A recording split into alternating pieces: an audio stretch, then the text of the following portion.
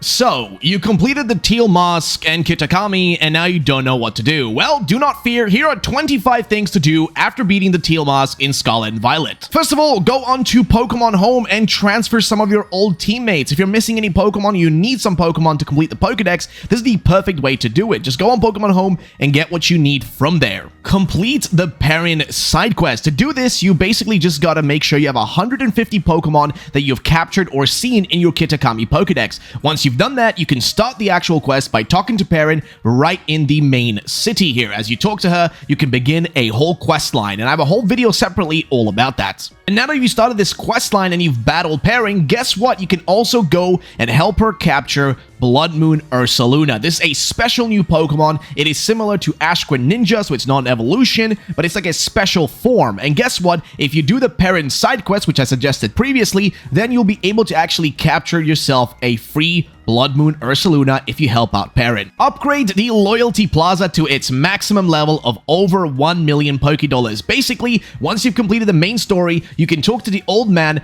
up at the Kitakami Hall, and if you talk to him, he will basically say they want to rebuild the Loyalty Plaza, and well, he needs a bunch of money. If you donate 1 million Pokédollars, they'll rebuild it, and you will get a nice reward in return, a brand new outfit. And since you're already at Kitakami Hall, why not go and do the Ogre Outsin minigame? Basically, try to beat your high score, try to get a high score as possible, and also try to unlock every new tier. You got easy, normal, and high difficulty. Can you make it all the way to the top? Well, try your best. Go all around Kitakami and look for the Kitakami Ogre clan. These guys can be battled. They're all around the Kitakami region, and if you end up finishing all the battles against them, there may be a reward at the end. Of course, this can't be a 25 things to do without, of course, shiny hunting. Ladies and gentlemen, shiny hunting, of course, is here as per usual in Kitakami, so why not go and capture some new shiny Pokemon? I already got myself a shiny Ekans in the middle of my playthrough live. I got one, which was awesome, so why don't you guys go out and shiny hunt as well? There's loads of awesome new shinies to get your hands on. Speaking of things to get your hands on, why not also get a free Sinnoh starter from Jack? Basically, if you just leave the hometown,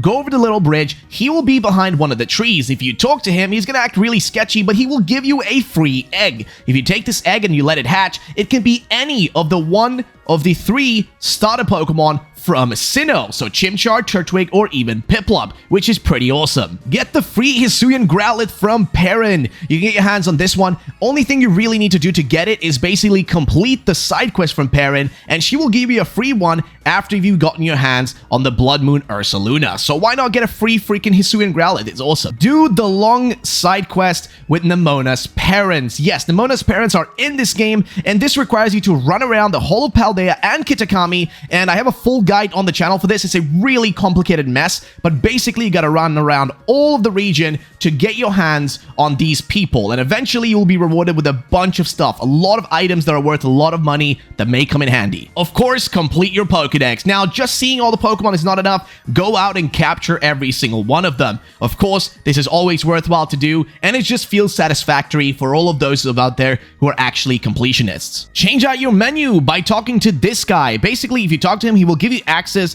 to a new app for your map, which will change its design to match that of your Rotom case, which can come in really handy. Go around and capture the Loyal 3 around Kitakami. The Loyal 3 will be present all around Kitakami in the same places you battled them in the story, and you can go out there and actually capture them. And don't worry if you end up defeating them by accident and not being able to capture them, they will return the next day. So you just gotta let about 30 minutes pass in the game, and they will show up again in the same locations. Evolve Applin into Dipplin. This brand new evolution is awesome to get your hands on. All you gotta do is head to this little house where they basically sell syrup. This syrup candy is, or syrup apple actually, is really necessary because that's what you gotta give to your Applin to evolve it into a Dipplin. If you do this, you can easily have a Dipplin in your squad, which is really awesome. Use the new selfie stick. Yes, the brand new selfie stick that's given to you at the beginning of the Kitakami journey is awesome for taking some great photos. So, what are you waiting for? Take some pictures of the amazing scenery, your amazing teammates, and all other things you can find in Kitakami. Pick up every item around the region of Kitakami. There's loads of items you can pick up. Some will be really useful, some won't, but it's worthwhile going around the region and picking everything up because we don't want to be littering. Evolve Poltchageist into Sinistcha. As it is a brand new set of Pokemon, it's always awesome to get your hands on them and of course evolve them. To do this, you just need to get one of these items inside of this specific cave. I have, again, a bunch of videos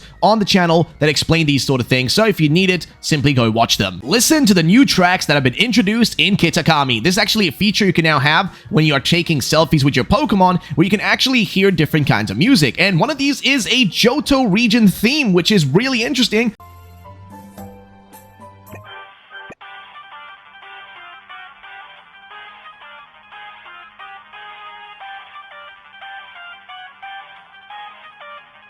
Could this be a hint to the next games being Johto related? Who knows? We'll have to wait and see. Use Ogerpon in battle. You get him in the main story and capture him, and this new beast of a Pokemon is ready to rumble. So why not give it a try right away and switch out its masks to make it even more powerful or to fit the playstyle that you currently need? Well, guess what? It's right there. Just go right ahead and do it. And we can't forget about Tera raids. Ladies and gentlemen, Tera raids are of course going to be in this, and that means you're going to be able to find some Pokemon that are specific to, of course, Kitakami, which may have some awesome Tera forms that you need to get your hands on. So go do some raids, do it with your friends, do it alone if you have to, or just find people online. You can even use our Discord, link's going to be down below if you want to look for people, but it's a great way to get your hands on people to actually do raids with. Of course, make sure to look out for outbreaks all around Kitakami. It seems there are quite a lot of outbreaks of certain Pokemon, so why not head to them and see if you can't snatch up something extra, as outbreaks will yield higher amounts of these same Pokemon, so why not get something good from there? Hey, we all like to make sandwiches, and we all like to go on picnics, so enjoy the view in Kitakami while going on a picnic with your teammates. Of course, you gotta have them all along, make some sandwiches, breed some eggs, and just have a great time with your squad. Just enjoy the view, enjoy the time, and the luscious, beautiful nature of Kitakami. Obtain the Glimmering Charm. Now, this is actually obtained by fully completing the Pokedex and capturing every single Pokemon. To get this item, you gotta go and talk to Jack. He's found at the same location I've mentioned before, which is right next to this tree. He's just hiding behind it like a real creep, but don't worry, if you go and talk to him, he will basically give you this item. Now, what is actually the Glimmering Charm? Well, basically, it increases the amount of Tera shards that you get from doing raids. So it is super useful. Like, this is really a clutch item. It functions in a similar way to the Shiny Charm and really any other charm item. So it functions in a similar way by boosting the amount of certain things you get. In case of the Shiny Charm, it boosts your shiny rate. In case of this thing, the Glimmering Charm, you get an increase, of course, in the Tera Shard. So it is really useful to have if you need a bunch of Tera Shards much faster. Go ahead and purchase every new item from the shops. There's going to be new items in not just Kitakami, but in Paldea as well, as the shops have been updated and new things have been added. So go around, buy as much of the stuff as you possibly can, and equip yourself with some awesome new drip. And hey, guess what? You also get an actual outfit for doing the upgrading on the Loyalty Plaza, and you can look really dripped out just like me.